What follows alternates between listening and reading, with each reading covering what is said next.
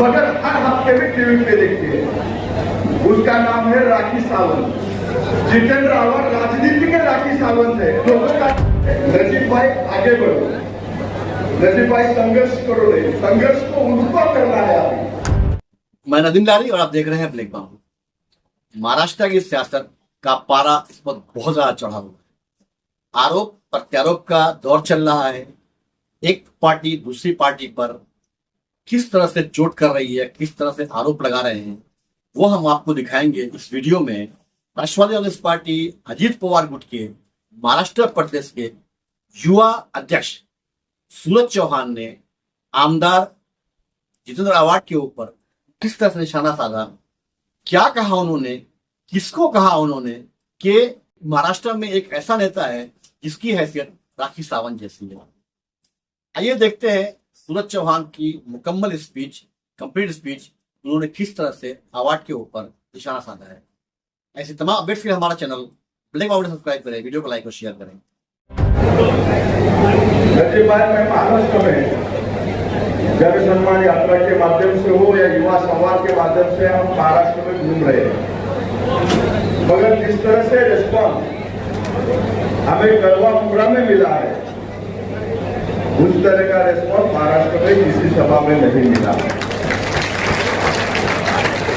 जिस तरह इन लोगों का मैंने जज्बा देखा, मुझे लगा कि आने वाली लड़ाई जो विधानसभा की लड़ाई है, ये लड़ाई जीतने के लिए नहीं, ये लड़ाई इन बैठे हुए लोगों को स्वतंत्रता दिलाने के लिए है। क्योंकि बहुत सालों से इन लोगों पे जो जुल्म हो रहा है, जो धर्म के नाम पे राजनीति की जा रही है, वो राजनीति को बाजू में रखकर विकास की राजनीति करने के लिए नजीब भाई सामने आ रहे हैं। राष्ट्रवादी कांग्रेस पार्टी की भूमिका या अजीत दादा की भूमिका हमेशा से सबको साथ लेकर जाने की रही है।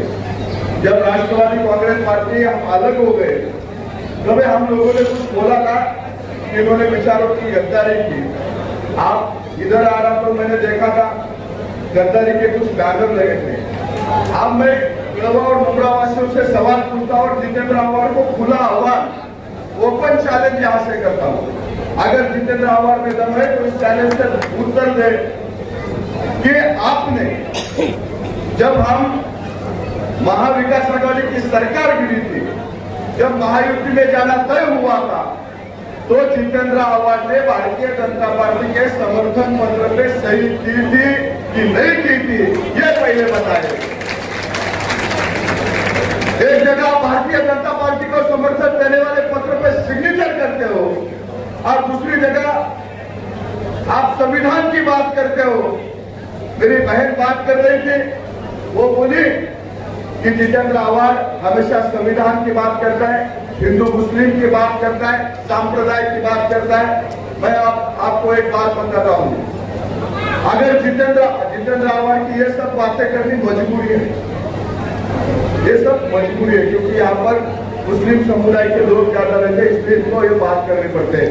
अगर जितेंद्र आवाड का मतदार कस्बा होता तो सनातनी नेता लोग के जितेंद्र आवाड महाराष्ट्र में परिचित होता। जितेंद्र आवाड आपका मसीहा नहीं है, आपके धर्म से कुछ लगाव नहीं है।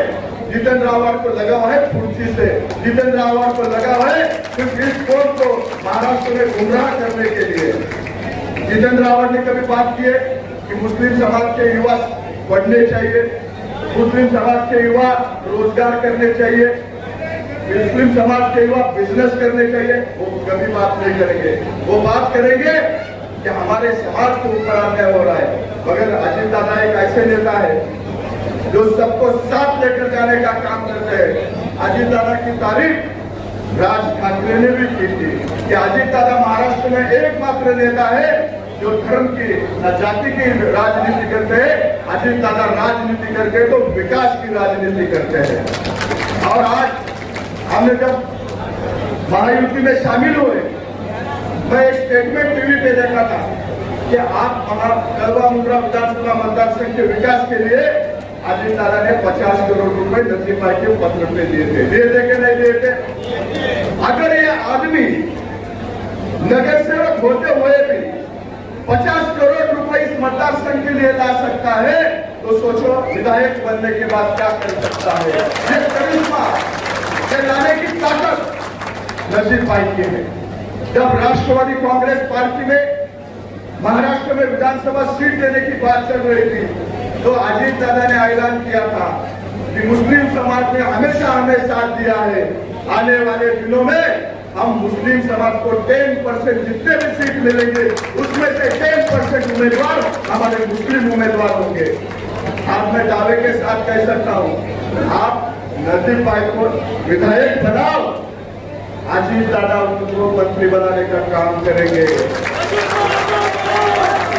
आप मुझे मालूम है नजीर भाई का नाता और अजीत दादा का नाता मुझे मालूम है, मगर आपकी जिम्मेदारी है उनको विधायक करने की। आपको आने वाले दिनों में गुमराह किया जाएगा, अलग अलग मायने आपके सामने रखे जाएंगे, अलग अलग विषय रखे जाएंगे। ये विषय किस बात पे होंगे? ये हिंदू मुस्लिम के नाम पे होंगे। आपको मैं एक सवाल पूछता हूँ, जितेंद्र आव्हाड का एक भी स्टेटमेंट दिखाओ भारतीय जनता पार्टी के खिलाफ हो। हर एक स्टेटमेंट कभी मुस्लिम समाज के खिलाफ अगर किसी नेता ने बोला होगा तो उसके खिलाफ जितेंद्र आव्हाड ने बोला है। अगर कोई कमजोर आदमी बोलता है तो उसके खिलाफ बोलने वाला आदमी जितेंद्र आव्हाड है। वो कमजोर देख के अटैक करता है, वो कभी शक्तिशाली लोगों पे अटैक नहीं करते। जैसे नजीर भाई ने बोला, दिन में इधर आपके खिलाफ बोलेंगे, रात में उधर जाके चरण स्पर्श करेंगे। ऐसे नेता को आपसे यहाँ से भगाना होगा। आने वाले दिनों में आपका यह विधायक अगर बनाना है, आपका अपना विधायक बना है तो नजीर भाई के पीछे खड़ा रहना होगा। आज राष्ट्रवादी कांग्रेस पार्टी सत्ता में आई है। सत्ता में आने के बाद हम लोगों ने क्या किया? हम लोगों ने जो भी योजना लाई, समाज के सेवक का जो भी पिछड़ा वर्ग है उनको विकास के प्रभाव में लाने के लिए योजना लाई। मुख्यमंत्री लाडली बहन योजना के माध्यम से जो भी हमारे यहाँ पर बहने बैठी हुए, हर बहन को हर महीने को 1500 रुपए देने का काम अजीत दादा पवार ने किया है। मेरे युवा साथी है जो कॉलेज में पढ़ते हैं, मेरे युवा बहन है जो कॉलेज में पढ़ते हैं, युवा बहनों के लिए मुफ्त में शिक्षा देने का काम अजीत दादा पवार ने किया है। जो मेरे युवा साथी है जो कॉलेज में पढ़ता है, जो 12वीं पास है, उसके लिए प्रति महीना 6000 रुपए, जो डिग्री डिप्लोमा कंप्लीट किया है डिप्लोमा वाले को 8000 रुपए, जिसकी डिग्री कंप्लीट है उसको 10,000 रुपए कार्य प्रशिक्षण योजना के माध्यम से युवा साथियों का देने का काम फिर अजीत दादा पवार ने किया है। बहुत सारी योजनाएं जो अजीत दादा ने आप लोगों के लिए लेकर आए। मैं मुस्लिम समाज के लिए बात करता हूँ। नजीर भाई महाराष्ट्र में जब सत्ता में आए थे, मैं एक किस्सा बताता हूँ। महाराष्ट्र में जब सत्ता में हम लोग आए थे, महाराष्ट्र में एक विषय चल रहा था, मराठा समाज को आरक्षण मिलना चाहिए। मराठा समाज के लोग आंदोलन लेकर आए थे, ओबीसी समाज के लोग ओबीसी समाज का आंदोलन मतलब आरक्षण मिलना चाहिए, उसके लिए वे मोर्चे लाए। हर किसी को लगा कि अजीत दादा भारतीय जनता पार्टी के साथ है, मतलब अजीत दादा ने विचारधारा छोड़ दी क्या, अजीत दादा ने मुस्लिम समाज के लिए कुछ करना छोड़ दिया क्या। मगर मैं आपको विश्वास के साथ बताता हूँ कि अजीत दादा एकमात्र नेता थे कि मराठा समाज को भी आरक्षण मिलना चाहिए, ओबीसी का आरक्षण न जाते हुए ये भूमिका लेने के बाद अजीत दादा की भूमिका थी मराठा समाज के साथ मुस्लिम समाज को भी आरक्षण मिलना चाहिए, और उसके लिए मंत्रालय में बैठक लेने वाला नेता ये अजीत दादा थे। जो अपना मौलाना अब्दुल कलाम महामंडल है, उस महामंडल का बजट हर साल पहले 250 करोड़ था, फिर 500 करोड़ था, आप बढ़ा के उसका 2000, 1000 या 2000 करोड़ बजट देने का काम अजीत दादा पवार ने किया है। हर समाज के लिए महामंडल बनता था, मुस्लिम समाज के लिए स्पेशल महामंडल बना के मार्टी के माध्यम से जो भी मुस्लिम समाज के हमारे युवा साथी है, जो भी शिक्षण लेते हैं, उन सबको उसके माध्यम से मदद करने का काम अजीत दादा पवार ने किया है। मैं ये सब इसलिए बता रहा हूँ कि राष्ट्रवादी कांग्रेस पार्टी की भूमिका हमेशा सबको साथ लेकर जाने के लिए, मुस्लिम समाज को प्रायोरिटी देने के लिए। तो आने वाले दिनों में मुस्लिम समाज में आप सबको इकट्ठा होकर अपने समाज वाला बंदा विधान भवन में जाना चाहिए, इसलिए आप सब सबको काम करना पड़ेगा, नहीं तो आने वाले दिन में कुछ लोग गुमराह करेंगे हिंदू मुस्लिम के नाम पे। मैं नजीब भाई, आपके विधायक जो भी है, जो आने वाले दिनों में आपने उसको घोषणा दे रहा था, वीरू वाघमारे, इसके आगे घोषणा देते समय याद रख लेगा, घोषणा ऐसी होनी चाहिए, नजीब भाई आगे बढ़ो, नजीब भाई संघर्ष करो, नहीं संघर्ष को उनको करना है अभी, नजीब भाई को आगे बढ़ना, क्योंकि आने वाले दिनों में जो भी तुम्हारे विधायक है उनको संघर्ष करने की जिम्मेदारी आपकी। मैं एक बार टीवी के डिबेट पे गया, टीवी पे चर्चा चल रही थी, उस डिबेट पे गया था, वो डिबेट में तुम्हारे विधायक तो ऐसे विषय पे चल रहा था, तो मैं बोला जितेंद्र आव्हाड महाराष्ट्र एक नेता ऐसे नेता है जो बिन बात से भी उसका पतंगड़ बनाने में माहिर है। टीवी चैनल में एक एक्ट्रेस है जो कभी पिक्चर नहीं करती, जो कभी सीरियल में काम नहीं करती, मगर हर हफ्ते में टीवी पे देखती है, उसका नाम है राखी सावंत। जितेंद्र आव्हाड राजनीति के राखी सावंत है, लोगों का काम नहीं करते, लोगों का काम नहीं करते, विकास का काम नहीं करेंगे, विकास पे बात नहीं करेंगे, मगर टीवी पे ऐसा कुछ भी हुआ तो सामने के ऐसा हुआ वैसा हुआ, ऐसे ऐसे ऐसे ऐसे करके बात करेंगे। अरे तुम बात करो, कड़वा मुंडा में इतना मैंने निधि लाया, कड़वा मुंडा के मेरे युवा साथियों को इतना रोजगार देने का काम किया, कड़वा मुंडा के मेरे महिलाओं को इतना रोजगार देने का काम किया, इतना सेफ्टी के लिए काम किया।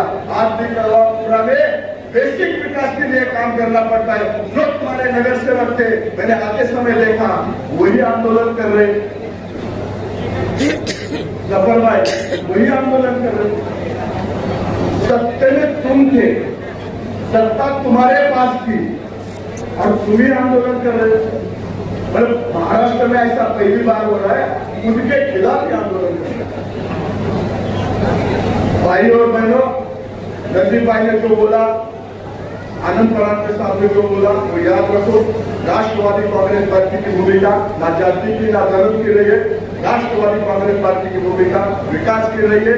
आने वाले दिनों में कड़वा मुंडा में अगर अपने को विकास चाहिए तो नजीब भाई का ऐसा चेहरा विधानसभा में चाहिए, इसलिए आप सब लोगों को हाथ में हाथ मिलाकर काम करना पड़ेगा और दिखाना पड़ेगा कि हिंदू मुस्लिम एक होकर एक मुसलमान चेहरे को आगे लाकर इस महाराष्ट्र का एक चेहरा बना दिया है और आने वाले दिनों में हम सबको साथ मिलकर काम करना पड़ेगा। यही आपसे रिक्वेस्ट करता हूँ और जाते समय यही बोलता हूँ, मैं फिर आऊंगा इनके प्रचार के लिए, मैं फिर आऊंगा तुम्हारे विधायक को कपड़ा निकालने के लिए, मैं फिर आऊंगा नजीब भाई को एमएलए बनाने के लिए, आप सबको साथ देना होगा। इतना ही कहकर मैं मेरे दो शब्द समाप्त करता हूँ। जय हिंद, जय महाराष्ट्र, जय राष्ट्रवादी।